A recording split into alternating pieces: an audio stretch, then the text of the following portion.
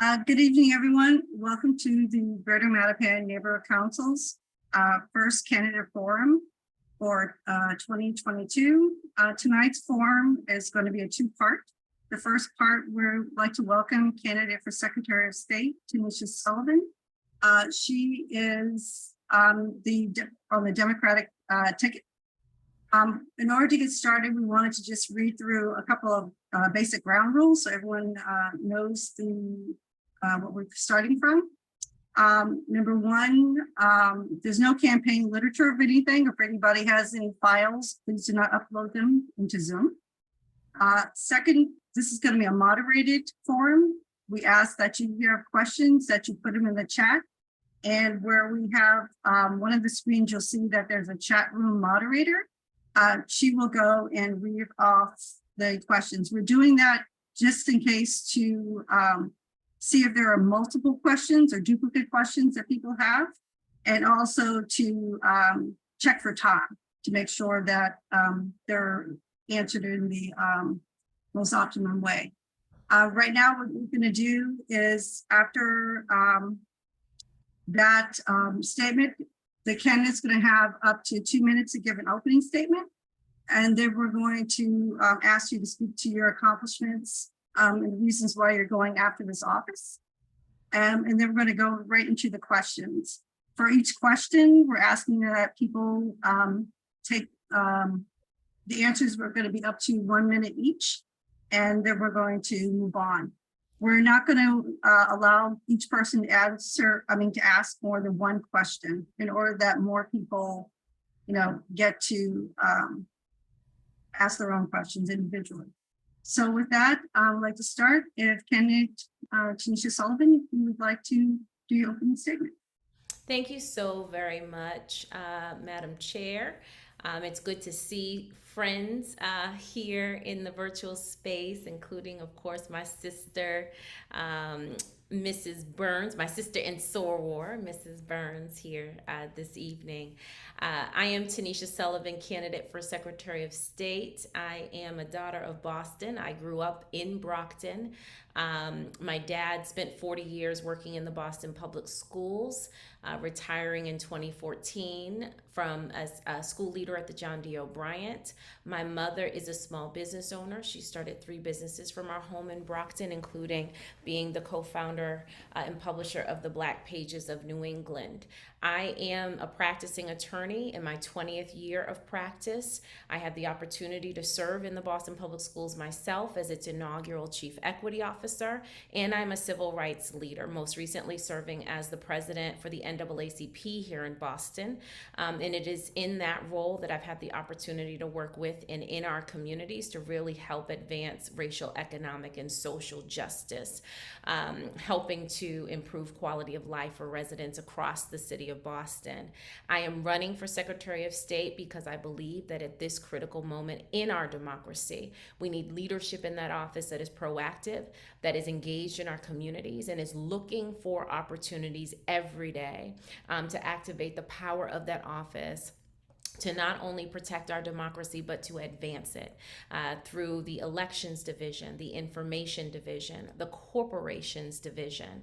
I believe that there is so much that we can do through this office, and that we need courageous, inclusive, and visionary leadership in order to make it happen.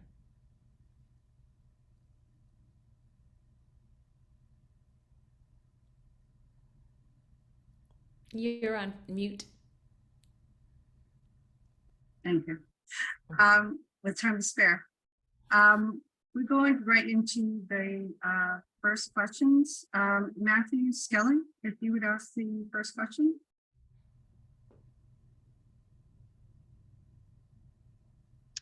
Thank you, Fatima. And thank you for being here, candidate Sullivan. It's really great to have you. This is a question that I think I've heard you answer before, but honestly, like, the Secretary of State position is it's obviously important, but it's almost like, well, what does it really do? And so the first question I'm I want to ask if you can give a brief description of really what the duties of the office are.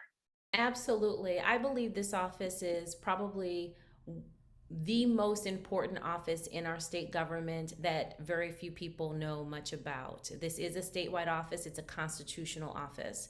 It has responsibility, it is the chief elections office for Massachusetts, so responsibility for the protection and advancement of voting rights and ensuring that we have safe, secure, and inclusive elections. So election security also falls under the responsibility of this office.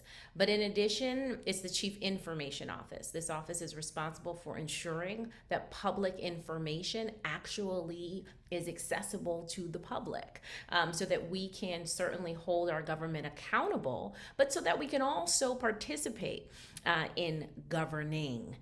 This is the chief corporations office. If you want to do business in Massachusetts, you have to go through this office in order to do so. And I believe that the office has an important role to play to really help tackle economic inequality through the powers that exist in that office today. This office has about 15 divisions that fall under it, each of them having an important role to play in ensuring that we have a strong and vibrant and inclusive democracy. Thank you. Fatima? Yes, hi. Thank you, Senator Sullivan. My question is that within the Secretary of State's purview, I was surprised to find out that the state receives an F, I believe, in information that is actually accessible by residents. And I found out surprisingly that technically we're not as advanced as I thought that we were, considering we have so many technology companies. What improvements would you do in that office in order to address those issues? Well, the office needs to be modernized. Again, this is the Chief Information Office for the Commonwealth. It needs to be modernized. There's absolutely no reason why here in Massachusetts, as you noted, where we have such a strong technology community, that we're not leading in this regard. As the Chief Information Office, I will ensure that information is accessible to the public. But I want to lift up this point here. Massachusetts is the least transparent state in the country. We are the only state that exempts from public records disclosure. Our state executive branch, the governor's office, the legislature, and the state judiciary. What that means, practically speaking, is that when public policy on education, on housing, on taxation is debated at the State House, it can be legally debated behind closed doors, outside of the purview, outside of the view of the public. I believe this is wrong. I believe that public policy, by nature of what it is, should be debated in the public square, and that we, the people, should have access to make sure that we know what our elected officials are doing, but so that we can also participate in the process so that our voices can be more readily heard. And so as Secretary of State, I will work to remove the blanket exemption that currently exists that has Massachusetts, the birthplace of democracy, ranked last in our country when it comes to transparency and the accessibility of public information. Thank you. The chat room moderator, are there questions in the chat? Good evening, everyone. At this time, Fatima, we see no questions presented in the chat. Okay. Are there others that, okay, well then I will go and ask another question myself then, since others haven't come up with one yet. Could you speak to more about the improvements to resident engagement that you believe that the office could do within, and what kind of time frame you would be placing on that? Yeah. So one of the biggest issues we have here in Massachusetts as it relates to voting is low voter participation rates that are persistent. And there are voter participation gaps, deep gaps between wealthier white communities and our gateway cities and our BIPOC communities. These are consistent gaps that we see year after year, cycle after cycle. I believe that in order to address this issue and increase voter participation across all communities, we need to do two things. One, we must continue to fight to break down administrative barriers to the ballot box. That means continuing to pursue full implementation of automatic voter registration. That means continuing to pursue voting rights like same-day voter registration. Did you know that Maine adopted same-day voter registration in 1973, half century ago? Since that time, 20 other states have joined suit. Here in Massachusetts, we continue to deny the voters the right to same-day voter registration. The impact of that falls most heavily on Black, Indigenous, Latinx, AAPI communities, working families, and low-income communities. The data is very clear on this point. Same-day voter registration is one of those voting rights that, if it were implemented here in Massachusetts, could significantly increase voter participation, okay? I believe that we need to continue to fight for same-day voter registration, and as Secretary of State, I will do that. But in addition, I believe a missing piece of our work at the state level as it relates to voter participation is acknowledging the lack of trust that in the broken relationship that exists between many communities and our government. This belief that government doesn't work for all people, this belief that our vote doesn't matter, this belief that we elect people to office and they do what they want to do and there's nothing we can do about it, okay? Those are real feelings that people have, and as a result, it leads folks not to cast a ballot. We got to change that.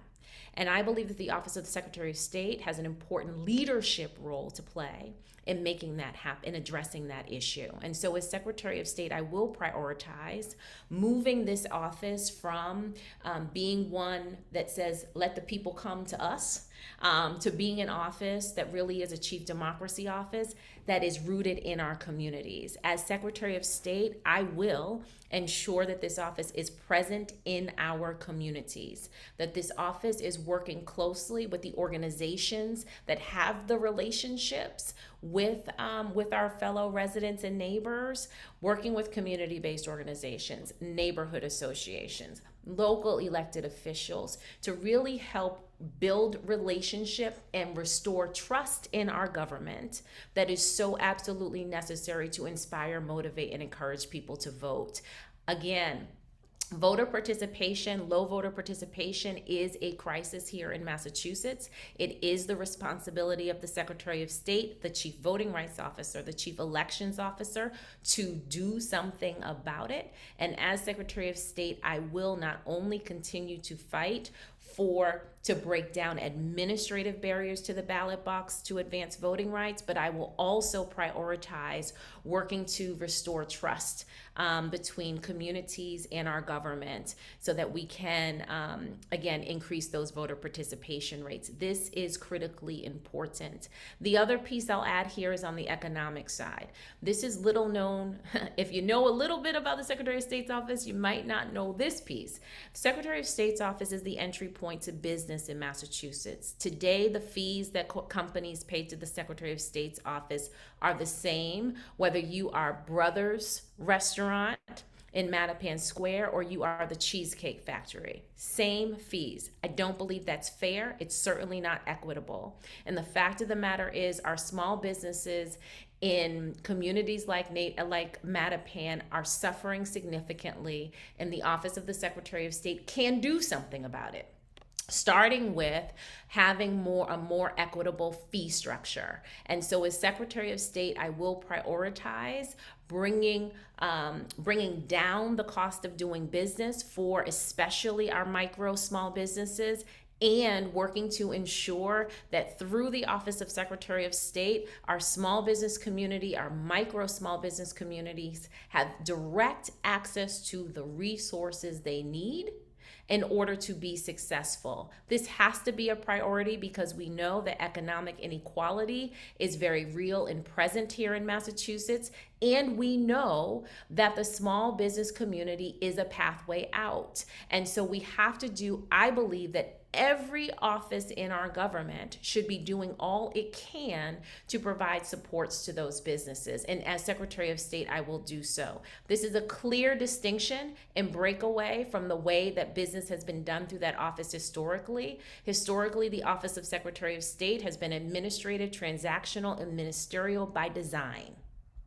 I intend to change that because I believe that this moment in our democracy requires that this office evolve into a better community member and into a better public service office for the people of Massachusetts. Thank you. I think you did ask the question then, aside from low voter participation, what is another top priority on your agenda to address once in office? I think you just answered that. Unless you want to expand on that. Well, what I will share, just again, because this office is so deep, it is so rich in terms of the areas of responsibility that fall under this office. And quite frankly, the lack of activity and engagement that this office is partaking in. I can give a few other examples of where we've got to prioritize beyond the voter participation and voting rights and beyond the economic opportunity and ensuring that we're a more transparent government. You know, one of the other aspects of this office is our historic archive. The Secretary of State actually chairs the Massachusetts Historical Commission. Okay, the Office of Secretary of State, under its portfolio of responsibility, includes the discovering of, but the discovering, preservation, and telling of our history here in Massachusetts, the history of our Commonwealth and her people.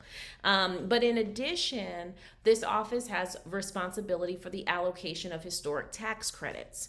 Historic tax credits are used in many ways, but the one I want to lift up in this moment is as a financing tool for affordable housing development. Okay. Millions of dollars are allocated under the responsibility, at the direction and responsibility of the Secretary of State's office to help increase our affordable housing stock, or so it could be. Currently, that process is very administrative. It's not transparent.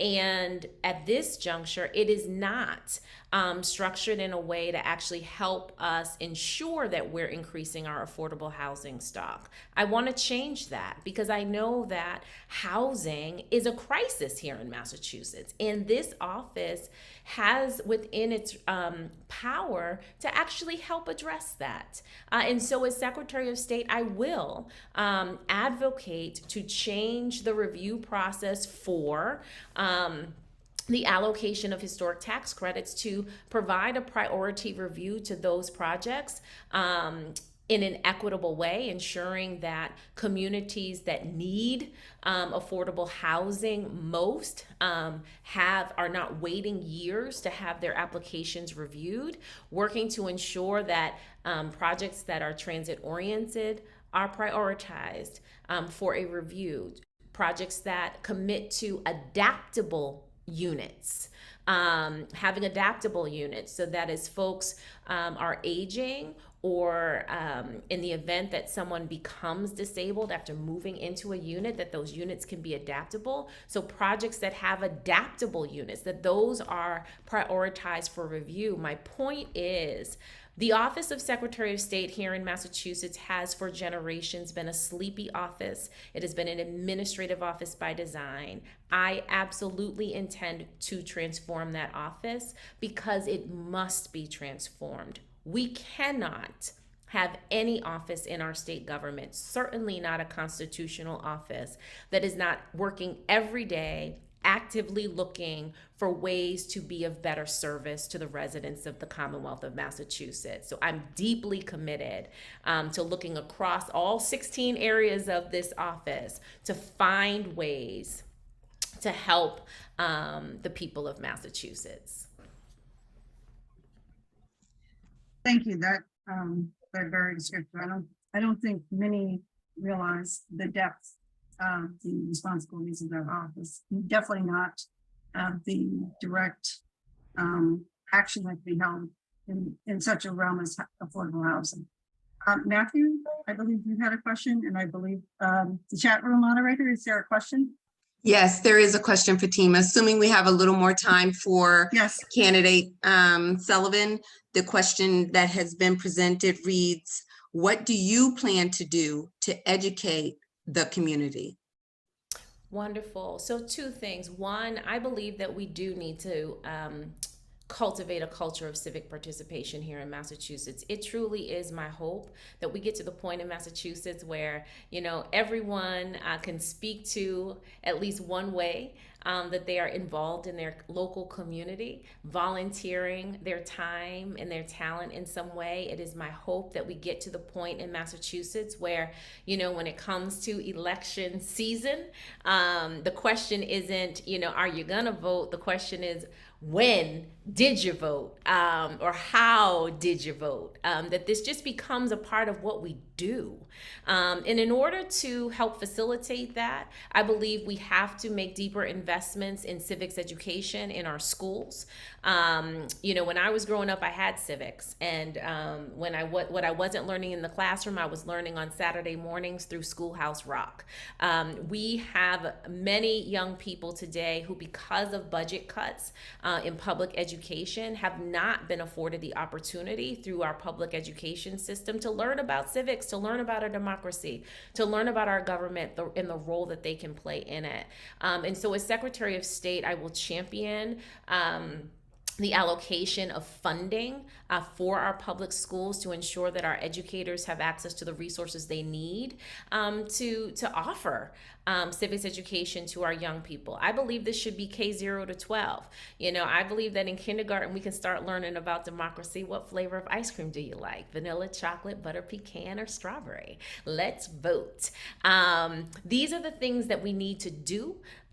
These are the ways that we need to embrace civics and civic learning in our communities. Again, to develop a culture of civic participation and civic engagement. But additionally, I think it's important for this office to be a better community member, which means that as Secretary of State, I will have within our office a division that is committed to civic engagement, committed to identifying and cultivating relationships with community-based organizations and community leaders across our Commonwealth, so that this office is truly seen as part of the community. This is the chief democracy office, and democracy does not happen behind four walls. Democracy happens in our communities. And so I fully intend to have this office be present.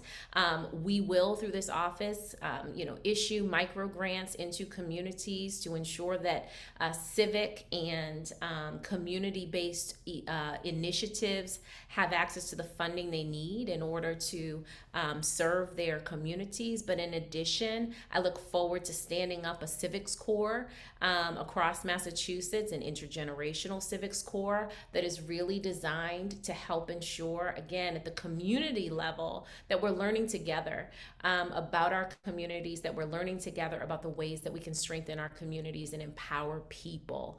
I am a believer in the American democracy, the ideology of the American democracy of being one that is rooted in self-governance, that is rooted in a belief that we are, that our government operates with, for, and by the people. And so I do intend for this office to play an active role in helping to ensure that all people have a better understanding of how our government works and the roles that they can play in it.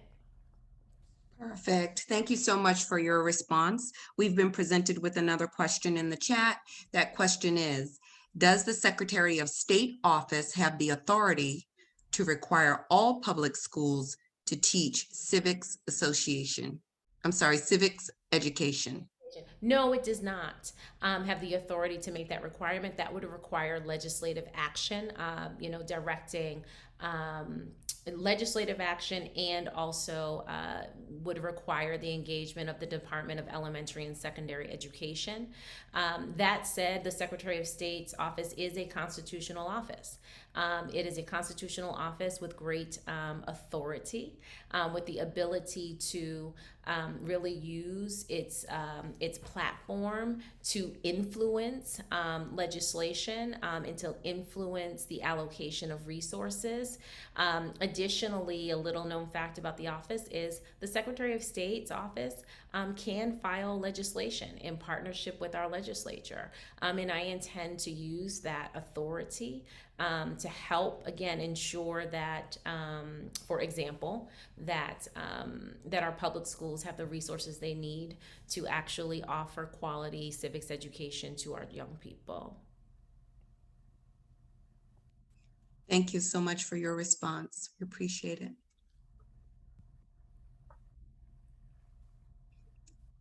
I believe there's another question in the chat. Actually, yes, we do have an additional question that has come aboard. It reads, would you support ranked choice voting? And if so, what about a statewide holiday for election day? Wonderful. So I was an honorary co-chair for the 2020 ballot question on ranked choice voting. I'm a strong supporter of ranked choice voting. I believe, one, the research is very clear that ranked choice voting can help increase voter participation. It can help increase voter belief and support of the outcomes of elections. And ranked choice voting can actually help increase the diversity of representation in our elected government, in our elected offices. There are certainly municipal options for ranked choice voting. Communities like Cambridge have been engaged in ranked choice voting at the municipal level for decades now. Although the statewide ballot initiative did not make it across the finish line in 2020, as Secretary of State, I will support and provide support to municipalities that are interested in adopting ranked choice voting for their municipal elections. I think this is a really important democracy innovation that again, I'd like to support municipalities in implementing in their local communities. With respect to a statewide holiday, I think is that the question, for Election Day, I do believe that we should be making it easier for people to vote, recognizing that, not everybody has flexibility in their work schedule, okay? And having a holiday, having Election Day be a holiday, or having Election Day be a weekend day, can all help to increase voter participation, voter access. And again, my belief, and what you need to know about me, is that I am going to, at all times, look for the roadblocks that might be in place preventing people from getting to that ballot box, and then work to remove those roadblocks. The fact of the matter is, we're still an evolving democracy, right? And so we know what we know today, but we also know that things will change tomorrow. And so from a value standpoint, you can be assured that I am looking to see, where current roadblocks are and where new ones might emerge. And will always seek to break down those administrative barriers to the ballot box, and always seek to support initiatives that help people to have trust and faith in our democracy and in our government, so that folks will participate in what I believe is can be a very positive experience. Thank you. Thank you once again for your response. And we have another question in the chat room. It reads, the Secretary of State is a statewide office. How is your campaign doing in some of the Midwestern Berkshire areas? Great question. So what I should share is that I am the endorsed candidate from the Massachusetts Democratic Party in this race. I received 62.4% of the vote of the Massachusetts Democratic Party at the June convention. The reason I share those numbers is because in order to get a supermajority vote at the Democratic convention, you have to have a vision and a message that resonates across communities, resonates across the Commonwealth of Massachusetts. And so we are running a statewide campaign. I have spent, before this call, I was in Pittsfield virtually, in the Berkshires. I will be after this call. I believe I'm down on the Cape virtually. We are running a statewide campaign, and everywhere we go, the message that I have, the vision that I have for this office of one that is absolutely engaged in our communities, proactive, and really working to create opportunities, clear pathways of opportunities that help to improve quality of life for all people, is resonating. The fact of the matter is, there are a lot of people out there who are feeling like this democracy could crumble at any moment. And especially looking at what's happening in Washington, D.C., folks are very concerned. The vision I have for this office here in Massachusetts is one that really does help to inspire and give hope to people, one, but also provides a very clear pathway for how we can, in our own backyards, really be empowered to help lead and help to guide the solutions that can help strengthen our own communities. It's a powerful message that is resonating across communities in the Commonwealth of Massachusetts. For us, as a campaign, our challenge is, of course, making sure that we are, everywhere we need to be across the Commonwealth. The great thing is, with the use of technology, I am able to be. Tonight, prime example, in Western Mass, on the Cape, and also here down the street. I live in Hyde Park with my neighbors in Mattapan. Perfect. Thank you so much, Tanisha Sullivan. We appreciate you and for taking the time to come this evening and speak with our community. Thank you very much. I do want to invite people to visit our website, tanishasullivan.com, if you'd like to learn more about our campaign. I am asking for your vote. I need your vote in this upcoming primary. September 6th is the primary. There are a number of down ballot races that are very important. The fact of the matter is, this year in 2022, the Massachusetts primary will really shape what our state government looks like for another generation. This is the first time in decades that we will very likely have new constitutional officers. And that means that getting out to vote in this September 6th primary is very important. And so, yes, I am asking for your vote on or before September 6th. This year, we have 3 ways to vote. We can vote by mail, of course. We know folks should have received applications in the mail last week. We can also vote early during the early voting period, which is August 27th to September 2nd. And if you're like me, you can still show up. on September 6th to cast your ballot at your local polling station. And so I do ask for your vote. I ask that you share with your family members and your neighbors, and encourage them to learn more about my candidacy. We have 2 debates coming up next week. The first is on Monday, August 8th. That will be radio BUR and streamed online by the Boston Globe and Channel 5. That will be at noon on Monday. On Wednesday, I'm getting my days straight. Wednesday, August 10th, we have a televised debate on GBH at 7 p.m. with Jim Browdy. I encourage folks to watch those. If you're able to watch both, that'll be fantastic, and encourage others to do so. I think it's important for people to be educated and have the opportunity to be educated and get to know the candidates, and to make an informed decision. I do see this office very differently than the incumbent. I've challenged a 27-year incumbent in this race. I see the office very differently than he does.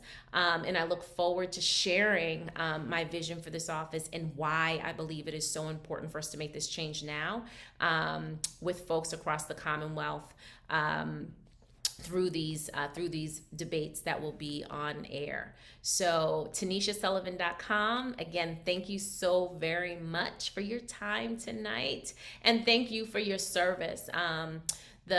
Your neighborhood association, Neighborhood Council, Greater Mattapan Neighborhood Council, as we know, is incredibly active. You all are on it, have been on it, and so that type of impact requires really the commitment and dedication of the people. And again, I thank you for your service, for your civic engagement. Fatima, thank you. Thank you. Thank you, Ms. Burr. Thank you very much, Kenneth Sullivan, for taking the time this evening to join us.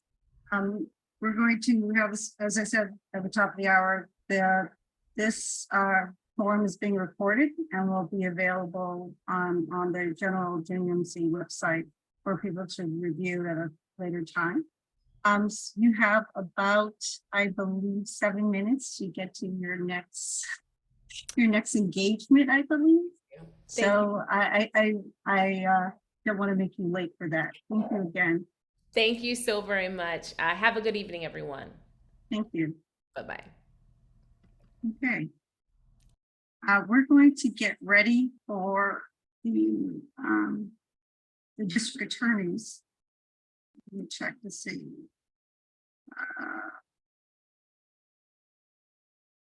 They have signed up, but I don't see them in the room as of yet. Yeah, I don't see either on the team. Right. If people would like to, if anyone has any questions that they have just in general, for any of us? Fatima, I just had a question. Sure. I'm just curious. Yes, ma'am. Did Secretary Gavin respond to you guys' invitation? Or any other? No, I did send one. I can only, I know I've heard from other people that they had also not heard. So considering candidate Sullivan, they had been requesting it for some time and they finally got the debate. I can only assume that they were doing only one. So, Okay, I was just curious. yeah, no, good question. Yeah. Any other questions anyone has? Doesn't have to be regarding specifically today. Fatima, I just wanted to add that in case it wasn't apparent, or for those who came late, we are really hoping to get questions from the audience primarily. So dial them up, get some real whoppers in the chat there, some brain busters, thumpers. I think Suzanne's got her hand up. Hi, Suzanne. Yeah. What is rank choice voting? Matthew, I'll let you take that. Yeah, we're gonna need to give Tanisha another half an hour to explain that one. It's like it's like kind of a complicated thing, but I'll just say that it's a different system for voting where you list your first, second, third choices, and then like that way, if your first choice doesn't get it, they go to the next round and see if maybe your second choice will win. The rules are a little more the rules of how it works are kind of complicated. Not that complicated, just not a 1 minute explanation. But there's the argument for it is that it helps people be able to vote for candidates that they might not think have a chance. You'd maybe put that if you wouldn't maybe vote for somebody who's seen as an outside candidate because you don't want to waste your vote on somebody, you know, who won't win. But with ranked choice voting, it lets people kind of, I think the argument is that it lets people vote their conscience more a little bit and not feel like they're wasting their vote. But I'm not going to do it as justice as she would have. Thank you. Yeah, you're welcome. Okay. I have another so- question. Oh, sorry. Sure. No, please. Do you know of any governor forums or debates happening in the state that I may not be aware of? I haven't seen anything lately. Other debates, well, that's one you can ask the district attorney candidates when they come on. I know there was one, I think, with the attorney generals that happened the other night. They may actually have reported it because it was WGBH. So But that nothing for the one, governor just yet? the governor's race, I haven't seen anything Yeah, at me all. neither. At all. I mean, neither. Not between, because it is presumably, I know more, I doubt it. but I haven't seen. There's Yeah, two Maury Healy, Republicans. Sonia Chang Diaz, and I think either one or two other people. I haven't seen anything No, either. well, Sonia Chang Diaz, she dropped off. Oh, I didn't know that either. Yeah. Okay, A month ago, I want Yeah. to say, right? really? Yeah, Yeah, Oh, wow. about that. a month ago, about a month ago. Yeah. Thank you. Her name will still appear in the ballot because she withdrew after that date. I think they cut off, Uh-huh. but yeah, her name will still be there. It doesn't mean you can't vote for her. It's just that she's not actively running. Interesting. Thank you, dear. You're welcome. Hi, Kenya. It's me. I just Googled it very quickly and it says Mass Governor candidate interview at GBH, and it's one for Tuesday, August the 9th. I think it's 6:30 p.m. and then Tuesday, August the 9th, another from 7:30 to 8. If you just Google New England Public Media and then put in Mass Governor debate and Okay. see what comes up. Awesome. Thank you. Assuming that site is active and valid, but there are a whole bunch of other debates that are listed there as well. Okay, cool. Thank you so much. Welcome. Okay, we have 1 minute to 7:15. I believe candidate for Suffolk County DA Kevin Hayden, I believe was that. I thought I saw his name. Just unmuted. I'm here. Oh, hi. How are you? I'm fine, thank you so much. Thank you for Good. joining us. Sure, absolutely. So we're looking to see. Ricardo should be there. Moving on.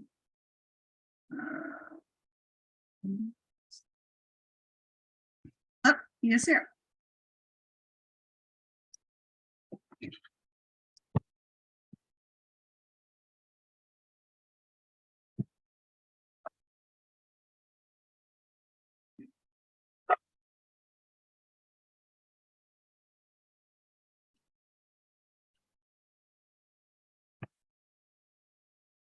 Okay.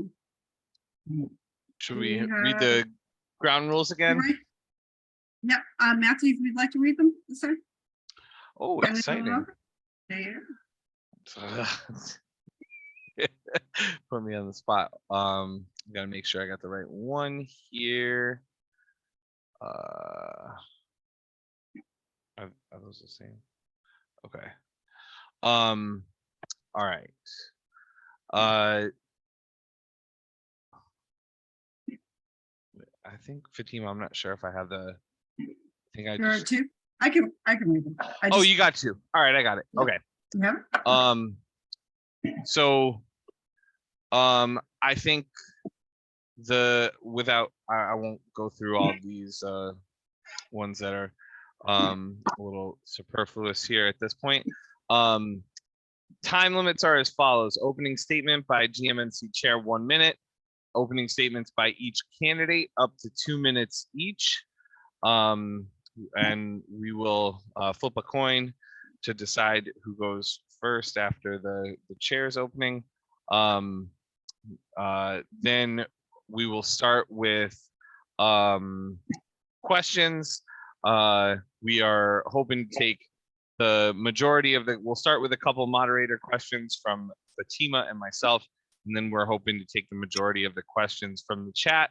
Answers will be 1 minute each. You can see that little blue sky timer app, the little blue sky timer screen there. It's like one of the people in the meeting. That's what we'll use. You'll see the countdown going when it is time. Anything else I'm forgetting, Fatima? Nope. Yeah, that's pretty much on point. All right, then I'm turning it over to you. Okay, thank you. I'm going to get right into the questions rather than myself doing the opening statement. I'll ask, who did you flip for? Matthew, to go first? That was... Okay. All right. First up is the DA, current, our incumbent. Okay. All right. So if you could please give us a brief opening statement about why you wish to continue to run actively for this position, please. Absolutely. Good evening, everybody. It is good to see you. It's good to honor to be here today. And my name is Kevin Hayden. I'm proud to currently serve as your district attorney. I'm running for district attorney because I believe the people of Suffolk County deserve an experienced leader, one who's committed to public safety and criminal legal reform, and one who understands that both can and must be achieved. My father, Bob Hayden, inspired me to public service. He served as an assistant superintendent of Boston Public Schools. He was a leader of the NAACP and was a leading expert on Black history in Boston. He passed away just 2 weeks after my oath of office, but he left me with an incredible legacy, one of service to the community, a hard work ethic, and a fight for racial equality. And so with that, I dedicated my entire 25-year career to our criminal legal system. I've served for over 11 years in the district attorney's office. I also served as a public defender and criminal defense attorney for almost 6 years. And prior to coming to the Suffolk County DA's office, led the Sex Offender Registry Board for over 8 years, most of which time I was the chairman of that agency. To be honest, the one thing I've never really been is a politician before this moment, but when the governor asked if I would serve, I knew I had to step up. I've experienced our legal system in every way. As a Black man who's been discriminated against, as the husband of a Caribbean immigrant who came here when she was 13 years old, as a father of 2 teenage boys, as a assistant district attorney fighting for public safety, and as a defense attorney who's represented so many who've often been failed by our system. I know the legal system inside and out. I know where it works and where it doesn't. And more importantly, I know how to make sure that it works for everybody. My administration will move into the future with a complete approach to our criminal justice system, rededication to intervention prevention, dedication to continued legal reform, and a renewed commitment to returning citizens. Thank you. Apologies for that technical difficulty. It was working earlier. I'm going to keep working on that. I'm keeping time on my screen here while I get it figured out. Quite all right. Thank you. Can Aurora, if you please? Thank you. How much time do I have here? 2 minutes or a minute? You have an opening. 2 minutes. statement, Okay, I 2 see minutes. two fingers Yep. up. 2 minutes. Thank you. And so I'll try to stay to time without the timer. My name is Ricardo Arroyo. I'm currently your Boston City Councilor, but before I was that, I was a public defender in our district courts and superior courts every day in Essex and Suffolk County, where I represented hundreds of folks. And I got to really see the ways in which our judicial system and our legal system does not represent our communities very well, frankly. It creates disparity on race, creates disparity on poverty, creates disparity for folks who are dealing with mental health illness. It creates disparity for folks who are dealing with substance use disorder. And it's not particularly good to our survivors of crime either. Often we would see folks come in and be defendants one day and victims the next, and the system continued to harm in generational ways through the ways in which it applied itself, families and communities. And so I made a decision to run for the city council because I believe that this systemic injustice required a systemic cure.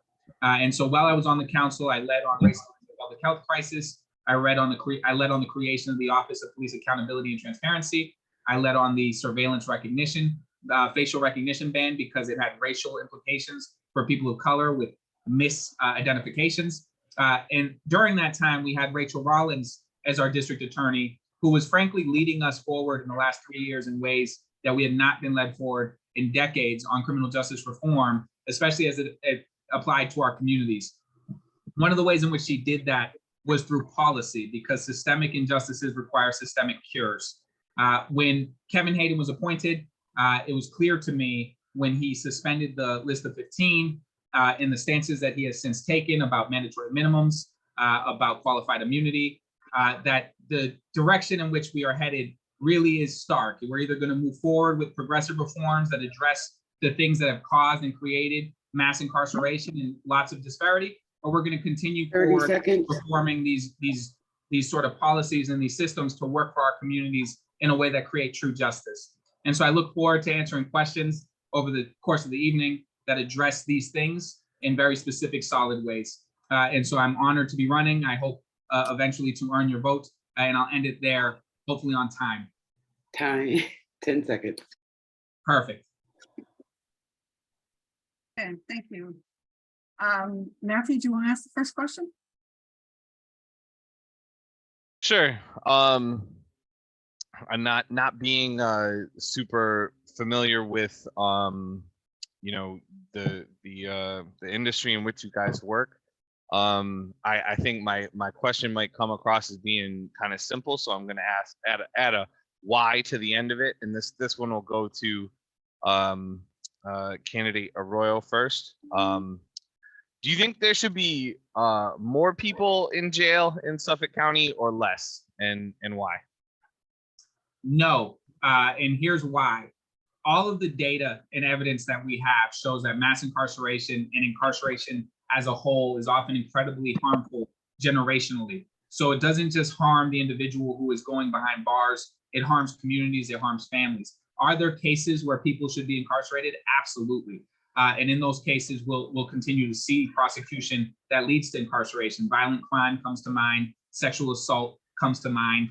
But when we are talking about lower level offenses like shoplifting or offenses like substance use disorder, that is better treated going through diversion, going through the programs that actually help get to the root of that.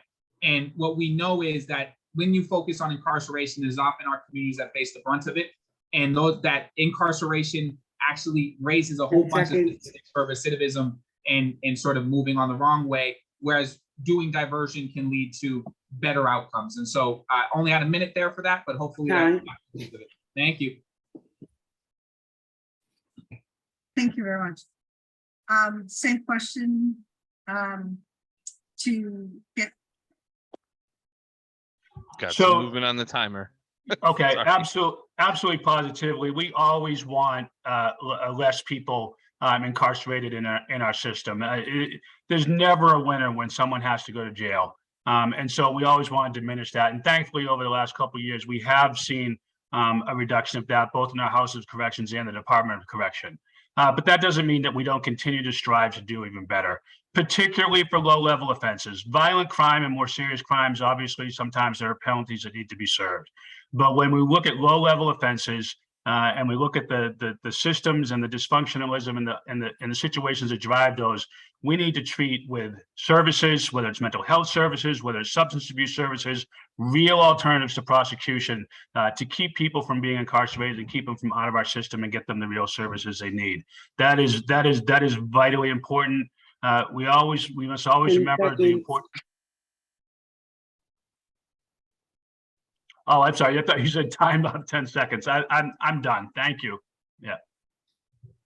Thank you. Candidate Arroyo, my question is, there is recently a proposition put forward, going forward for $50 million being put aside for the building of a new women's prison. Do you support or not support, and why? So I don't believe we should be expanding prisons or creating new prisons, because when you put that kind of money into it, the next step is to sort of fill them up and use them. What I believe we should really be doing is investing that money into the kinds of programs and policies that create less recidivism, that create more opportunity, that do things to actually reduce crime. I think about that amount of money, which I think is over $50 million, and all of the different programs that we can fund with that. To put that in perspective for folks, Age Strong, which deals with all of our seniors, for instance, for the entire city, has a budget of about $8 million. Our community centers, BCYF, all of them, all the functionality of that has a budget of about $20 million. So $59 million is an incredible amount of money that can be used to do a lot of good in other ways. And I would support that instead. Thank you. Thank you. Candidate Hayden? Yeah, we most certainly do not need to be building more prisons or creating more prison space, particularly where we see our prison populations going down, which is what we want to continue to see. It's not just a human factor, and that's the first and foremost reason, but it's a cost factor as well. It costs money to house people and incarcerate them, and we can use that money in much better ways. We can use that money for programming. And when you talk about women, we have programs like We Are Better Together, and we have the LEAP program for girls. There's all sorts of programs out there and opportunities to provide real intervention and prevention and treatment for women. We're much better served by spending that money on those services and those alternatives to prosecution than we are to creating a new building, another system. Now, if it's a matter of there's going to be a building and there must be one, and the one that exists is completely dilapidated and falling around, and it's not a safe and appropriate environment for those who are there, I think that's a different story. But it's still $50 million, a lot of money that I think could be better resourced to help people in much better ways. Thank you. Thank you. Chat room moderator, are there questions in the chat? Hi, Fatima. I'm seeing no questions in the chat at this time, but I do have a question for both candidates. Okay, thank you. Within the first 90 days, what are your two top priorities? Why don't we start off with candidate Hayden? Sure. My first priority within the first 90 days is one of the first priorities that I took on when I took the office in January, and that's reducing the amount of guns on our street. There's simply too many. Every crime statistic that we know of right now, violent crime, murders, all robberies are all down. The only crime statistic that is up right now is gun possession. Doesn't matter what corner of this city you go to, whether you go to a church, a community group, the schools, people's homes, everywhere you go, backyards to barbecues, all the way to the boardroom, people will tell you there's too many guns. We have to do something about that. We've been doing something about that with our Boston First program, where we go after traffickers and focus on gun trafficking and also focus on unsolved shootings. That's number one. The second one is community engagement and collaboration. We're going to need to return to greater intervention and prevention programs in collaboration with our communities and take community engagement with all of our stakeholders to a much greater level than we ever have before. That's why I committed to a community engagement team, not just in the community engagement person. I've Time. hired 2 people so far, and Time, we'll continue on that. Yep. Candidate Arroyo, same question. So the first 2 sort of major priorities, the first one is diversifying personnel. Right now, the numbers of attorneys and frankly employees at the Suffolk County District Attorney's Office do not fully represent the rich diversity and culture of language and race and ethnicity and sort of backgrounds that Suffolk County represents. And I think it's incredibly important that when the government as Suffolk County District Attorneys or ADAs are in the room, that they represent the people fully. And I think that that includes being diverse and really coming from our communities in that way. The second way plays to that, which is implementing or re-implementing the policy of the list of 15, making sure that we are looking at cases on a case-by-case basis as we were doing before with the rebuttal presumption list, but putting in the protections that made sure that micro biases of poverty regarding class or race or all of these things had the check of having a supervisor say on those 15 charges, you have to actually present a case before bringing that charge in, and also looking at cash bail. Thank you. Awesome. Thank you both for those responses. We do have a question or 2 in the chat. We'll start off with the first one. What kind of services are provided or will you provide for seniors? Candidate Arroyo, will you start? Absolutely. So one of the issues for seniors often is that they are victims of scams and fraud and con. And I think making sure that we are keeping a community engagement office that is running in a way that is educating our seniors, but also opening and presenting themselves to seniors so that those kinds of things can be brought to their attention in terms of both an educational standpoint, but also so that we can inform them of things that are happening in our communities in that way, shape, or form to which they are a larger sort of target. The second way in which I think this office can be incredibly helpful is often when seniors are victims of crime. I think our victim witness advocate unit, which I think does a decent job when it comes to the work while the case is going on. I want to make sure that we're creating sort of not reactionary, but prevention based and sort of proactively based programming where we are providing them with resources and things that they require to make sure that they are living in safety, but also receiving the needs that they have met or having the needs that they have met received. Yes, thank you. The gong threw me off. I don't know where that came from. Thank you. Candidate Hayden, you're next. Yes, I actually just addressed this earlier today at a senior home, and it is something that is very deep and personal to me because I have a mother that's living in an assisted living facility who's 84 years old who has been scammed. So our intervention and prevention and outreach to them to educate them around cybercrime, which is the primary way that they are victimized now, the easiest way they are victimized right now, is a very important tool. I actually was literally just out in a senior home doing that today, educating them around when not to answer the phone, how to address whether the IRS says they're calling or someone calls and says that they remove a warrant that must be some mistake against them, those sorts of things.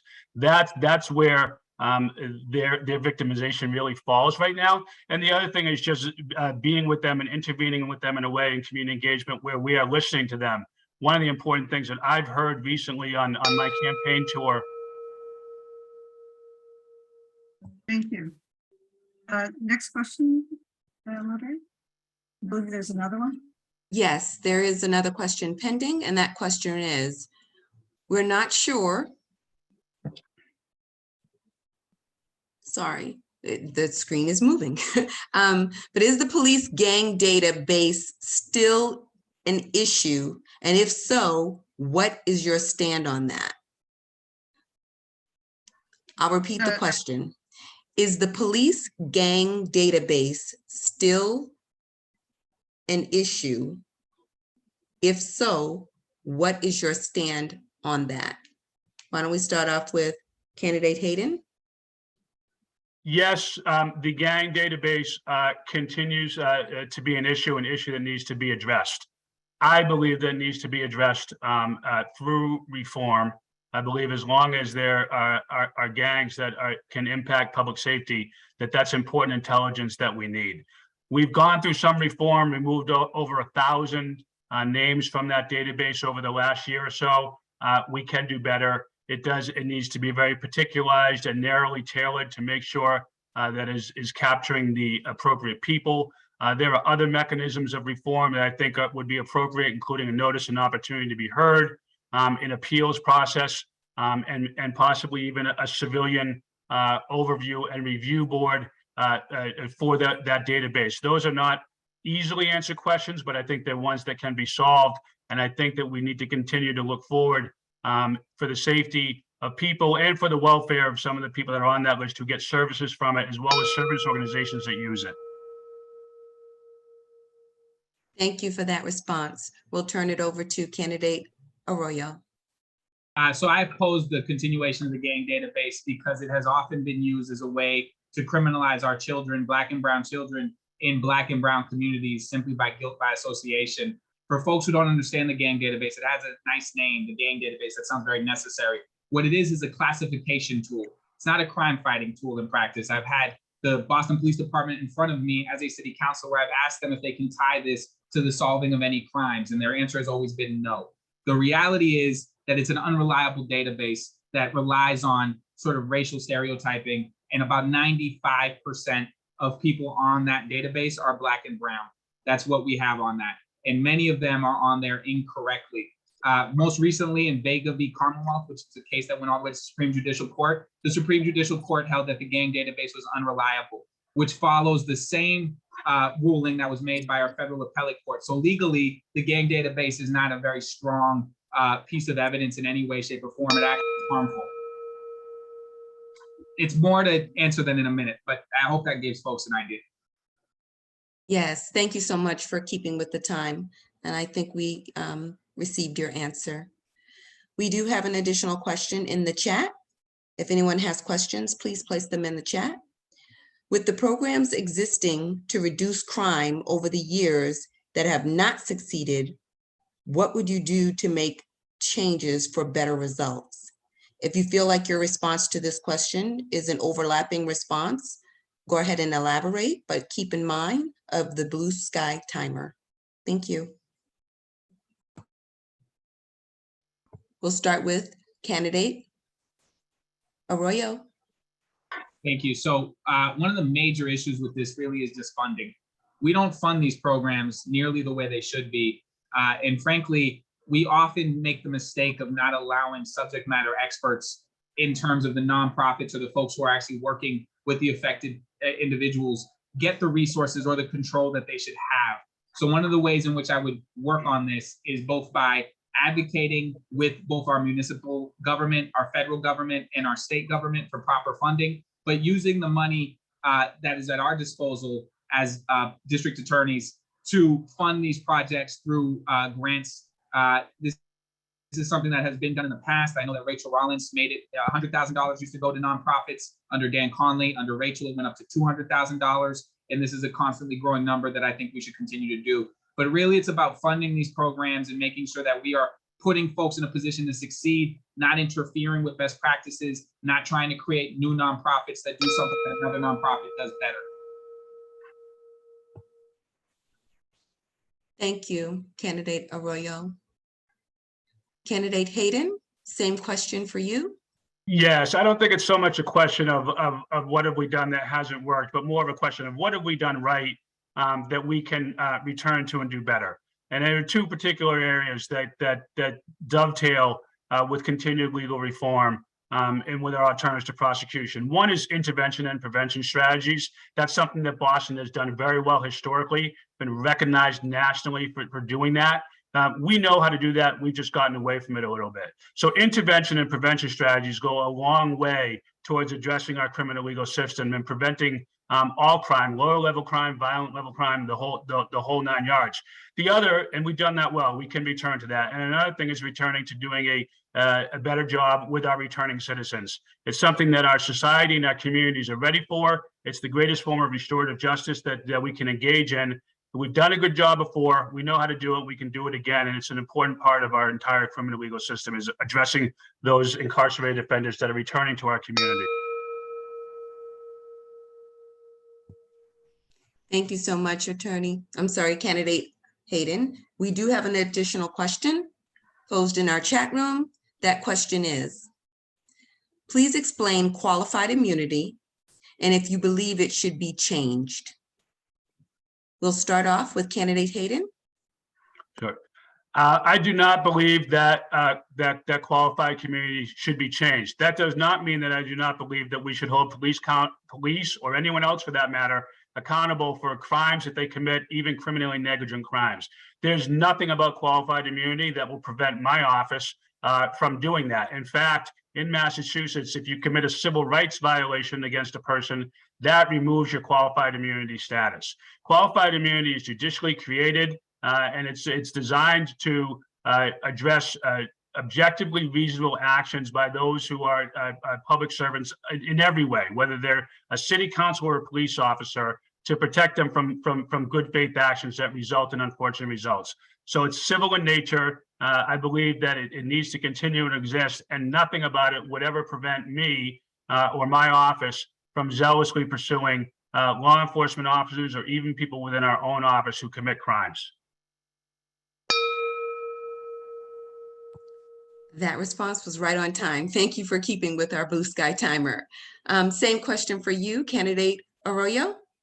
I support ending qualified immunity. I wrote an op-ed along with Congresswoman Ayanna Pressley. It was filed legislation in Congress to do just that. Qualified immunity shields officers when they commit abuses, no matter apparently how harmful or abusive that abuse may be, and how unconstitutional that abuse may be. They are often shielded from civil liability in suits and lawsuits, which essentially means that families are denied justice. And unfortunately, in this country, it is often Black and brown people who are 2 or 3 times more likely to experience that kind of harm, and thus are more likely to experience that kind of injustice. Civil suits obviously will never replace a loved one who is taken in that way, but what they can do is serve as a deterrent. If I can sue a city, which is often what happens now, you get a lawsuit that all of you pay for.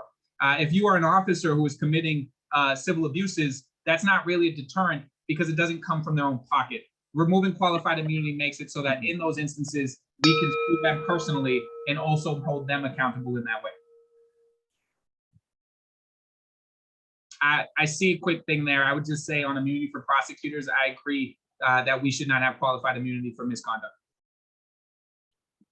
That same question is presented to Candidate Hayden. The second half of that was, what about immunity for prosecutors' misconduct? Oh, I apologize. I missed that second half. No, that's okay. It came in separately from the initial question, and Candidate Arroyo saw it on the tail end. So I wanted to give you the opportunity to respond as well. I understand. You know, my response is the same. There's nothing that would prevent us from pursuing criminal charges against someone who committed a crime as a prosecutor, even a criminally negligent one. But I believe that the qualified immunity protections that inhere to all of our civil servants, EMTs, everybody, should continue.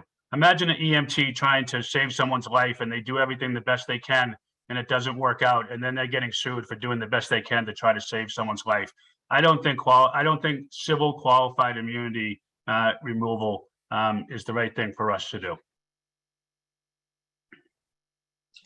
Can I take a little bit more time on that, since I answered that really quickly, just 10 seconds, to say that because the question was about prosecutorial misconduct, I do think that it's appropriate that in instances where a prosecutor violates the law, especially where it leads to somebody's incarceration and loss of years or time of their life into incarceration, they should be civilly liable.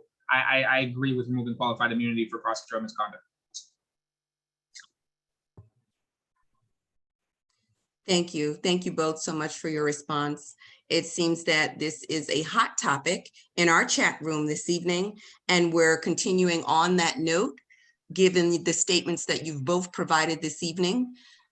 The question is, how would you handle a fatal use of force incident in a local police department should one occur and you are in this office?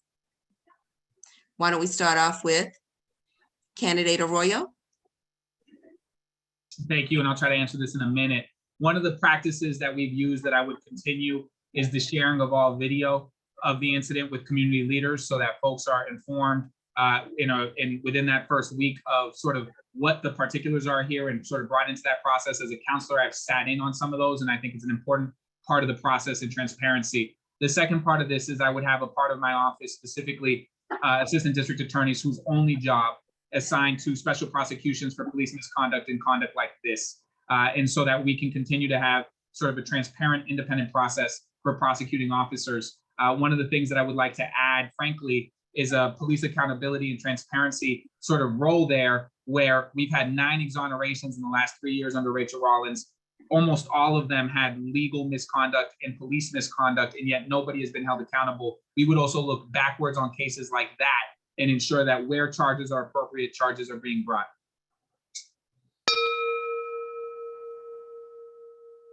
Perfect, thank you. Candidate Hayden, same question for you.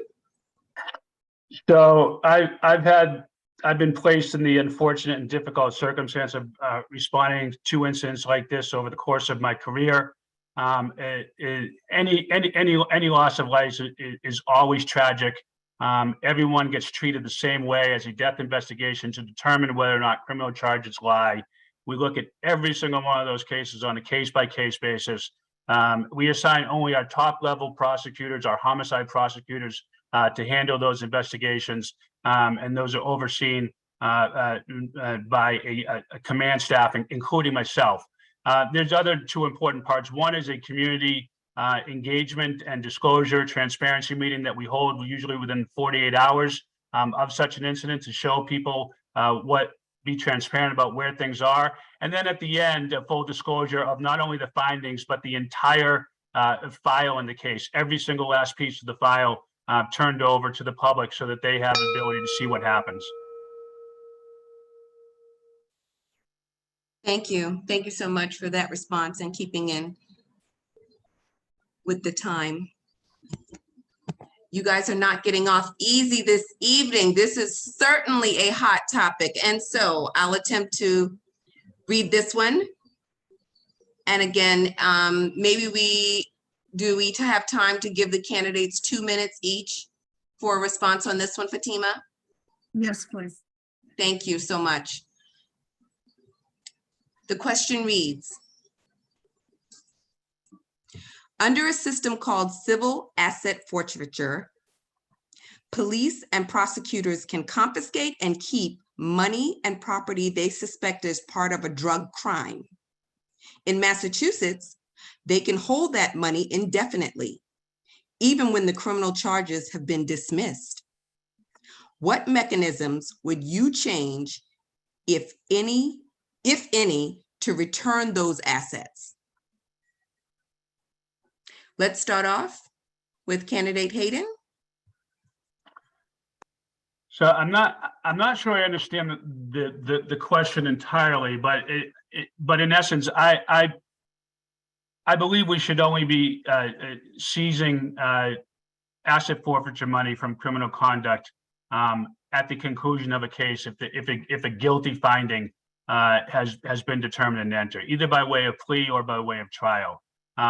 The process that we currently have allows for it to be held during the pendency of not that case, but during the pendency of a challenge and an attempt to get that money back through civil proceedings. In other words, an opportunity to prove why the money was not achieved through ill-gotten gain and whether or not it should be returned. And there are instances where that happens and instances where it doesn't. But in my mind, it should begin and end with the proceedings in the case in terms of whether or not it can be forfeited based upon whether or not there's either been a guilty plea, a guilty finding, or a guilty determination after trial. Thank you. You still have additional time if you would like to elaborate further, approximately 40 seconds. Yeah, I'll cede it for now, I think. I'm not sure if I had, Because I'm not sure I completely understood the question, I think that's the most I can say. Thank you. We'll accept your response. Candidate Arroyo, would you like me to reread the question or are you good with? I understand it. Okay, And so Massachusetts actually has the lowest standard for civil forfeiture in the country, which is probable cause.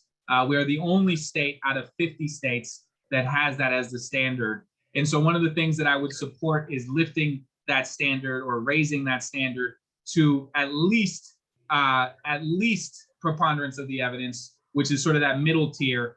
Probable cause is the lowest tier available to us. The other thing I would institute is that civil forfeiture only happen on cases with guilty findings, which is something that currently, by law isn't required.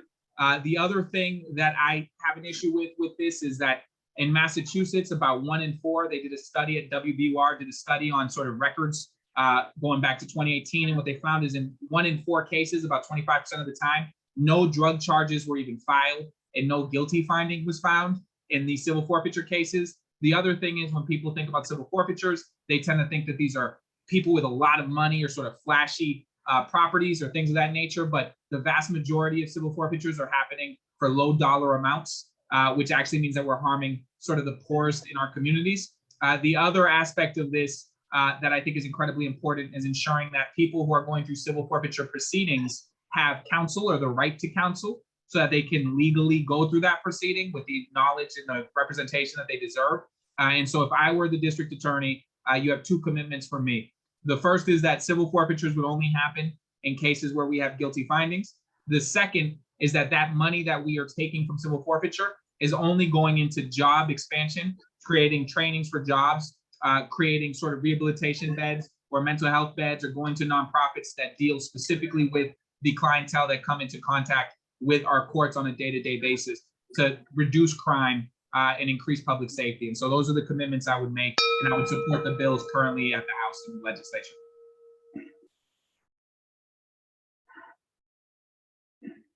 thank you. Thank you so much for your response. We do have another question in the chat.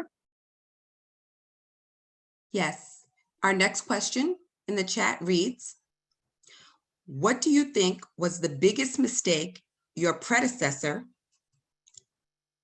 DA Rollins, made during her time in office, and how would you have handled it differently? Can we allow 2 minutes, Fatima, for this response? Absolutely. Why don't we start off with candidate Arroyo? First with you. Yeah, I think the thing that comes to mind, and I think she was, frankly, in my time, the best district attorney that we've had. But I would say that the one place where there's a certain difference in how we would have handled it is the Brady list, which is the officer list of officers who, the do not call list is what it's often known as, officers who had issues with integrity, issues with the law. Eventually it was released, but that was due to lawsuit. I would make that list publicly available always. I would not hide that list. That list would be always available to our public so that they understand why officers are sort of not being called and who those officers are and what the reasons for that are. The other things that I think about are sort of 2 offices that weren't created, but I think are incredibly important and that I would create. They don't currently exist.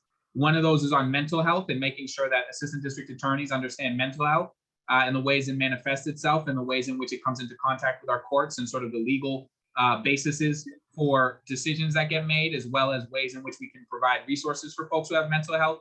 And then the second one is crimmigration and how criminal consequences in terms of criminal charges can have collateral consequences on immigration. I think we should have somebody in the office who's dedicated to doing that. That hasn't been done yet. And that didn't happen under Rachel. And I think those are things that perhaps she would have got into had she had a full term. And so the only real thing that I can think of where I would have handled it differently was it took a lawsuit for her to make that list public, the do not call list of officers who had done wrongdoing and weren't essentially officers who would be called to testify in Suffolk County. I would have made that publicly available without the lawsuit. And you have my pledge to make that fully transparent in the future when and if I am DA. Thank you. Thank you so much for your reply and keeping in mind the time. Same question for candidate Hayden. Sure. So I will answer the question to the best of my ability. That being said, I'm not sure if it's in my place to criticize any former district attorney in the job that they've done. I applaud now U.S. Attorney Rollins for the job that she did in enlarging the scope and expanding the territory around criminal legal reform, around alternatives to prosecution. The things that she did with the Integrity Review Board, which we will continue in, are absolutely vital. I think that are all things that she did that were fantastic. Ralph Martin, who hired me back in 1997 in his own right, did a lot of great things as well. And one of his focuses was on intervention and prevention and strategies that can make a difference before crime happens. And so I think it's important that we return to that. We did get away from that. It's not about right or wrong, good or bad, or what anyone did wrong. It's just the simple reality of a movement for a variety of different reasons, which would take me more than 2 minutes to explain, away from those sorts of efforts. And I think that we need to return to those intervention and prevention strategies. From Ralph Martin to Dan Conley through Rachel Rollins' tenure, the Suffolk County District Attorney's Office has been a flagship district attorney's office across the nation, recognized for everything that we do well. And every DA should build upon the success of its predecessors. And we have a lot of success to build off of, and I will continue to do that. As far as one thing that I would mention is the lead database, yes, should be made publicly available. And also, and we're in the process of doing that now, writing real formal policies and procedures around that lead database so that we have clear protocols to determine who's on that database and who's not. We're also formalizing better and more formal strategies around our integrity review process as well. Thank you. Are there any more questions in the chat? Thanks, Fatima. At this time, there are no additional questions presented in the chat. Okay, thank you. As we are coming upon our bewitching hour, but we're trying to stay as close as possible, but also to be gracious to both of our candidates who have given a lot of time over to many multitudes of public forums. If you would like to do a wrap-up statement for each, candidate Roy, if you'd like to start. You have 2 minutes. You can unmute. Oh, I go first? Yes. Oh, sorry about that. I thought I heard Kevin. No. No worries. I'm grateful to all of you for being here today. The truth is that this is, to me, even if I were not in this race myself, one of the most important elections on your ballot. It's really a question about how we're going to make a system that was not built to work for our communities, and I believe that requires policy. I believe it requires systemic change. I believe it requires ending harms that we have seen for decades, like mandatory minimum sentencing, like qualified immunity, making sure that we are doing things on a day-to-day basis where we are operating at the top of our license as district attorney. And what I mean by that is implementing policies on a day-to-day basis in our courts, like the list of 15, like diversifying our staff, like moving forward in progressive ways that actually have data-backed, evidence-backed results that move us towards reducing crime and racial and class disparity, while also using the position to advocate for civil rights, to advocate for policies like ending mandatory minimums, like ending qualified immunity, things that benefit our communities and do justice for our communities. I'm running to present an option to our communities that sees them, that looks to put in policies that address what I have long considered the part of our system that people do not discuss, which is the fact that if you are Black or you are brown and you come into our justice system, you are not treated the same. The former chief of our Supreme Judicial Court, Ralph Gantz, authored a study on race that found that 70% of juvenile cases in our court systems had their sentences determined by the race of that person. It is impossible to believe that every other thing that happens in the courtroom isn't equally implicated, whether it's bail, charging decisions, all of these different things. And we know that charging decisions impact where you are able to live, whether you are able to get federal student loans, whether you are able to get a job, the kinds of things that create stability and reduce crime while also doing justice. And that's what I seek to do. That is why I'm asking your vote. Thank you for your time. Thank you. Kenneth Hayden. Thank you. And I appreciate the opportunity, and I ask for your support and vote on September 6th. And I believe that the voters of Suffolk County have a very clear choice in this election. As I've said before, I'm not a politician, but I absolutely have the experience necessary to do this job. And simply put, my opponent doesn't. He points to his years as a criminal defense attorney as his qualifications. My years as a criminal defense attorney exceed his. He's running off of a platform of a prior district attorney with no real depth of understanding behind the complexities of our criminal legal system. I've been working in our criminal legal system for over 25 years, but I feel in no ways tired. I am built for this. I practiced in every courtroom in Suffolk County, from the district court all the way to the Supreme Judicial Court. And I love Suffolk County and all of its people. On a personal level, I've wept in the midnight hour for Suffolk County. I've awoken many days in the morning and paced the floor in prayer for the safety and welfare of this city too. And since I've taken office, we've instituted many good changes that build upon the successes of now U.S. Attorney Rollins and others. A first of its kind gun initiative to address traffickers and unsolved shootings. The creation of a community engagement team that will bring the greatest collaboration between our office and the communities that Suffolk County has ever seen. A services over sentences program that tackles our opioid epidemic with real substance use disorder and mental health treatment as a real alternative to prosecution. A restorative justice program for low-level offenders that addresses harm and fosters community reconciliation. And then recent establishment of a civil rights unit within the DA's office to address the rising concern of hate crimes and white supremacy here in the Boston area. Something I was proud to stand with ministers just earlier today in this city. If you want a district attorney with the right experience, one with a commitment to justice, public safety, and implementing continued needed reforms, then I'm the right person for the job. Thank you. Thank you. That wraps up our evening. Thank you both candidates for taking the time to come and speak to us and to answer questions from the community. We look forward to seeing you in other forums, online and maybe in person up until the election. Just of course, make a plug that everyone please visit each of the candidates' websites, as well as reading articles and on things that where they stand. And please remember to vote on September 6th. The September 6th date is the date that determines who the Democratic candidate is for today for the Suffolk County. That is the same for the Secretary of State's office. September 6th, and it's all day up until I think 8 p.m. It's usually when the polls close. But you also, as was written earlier, if you do it in person, it's 8.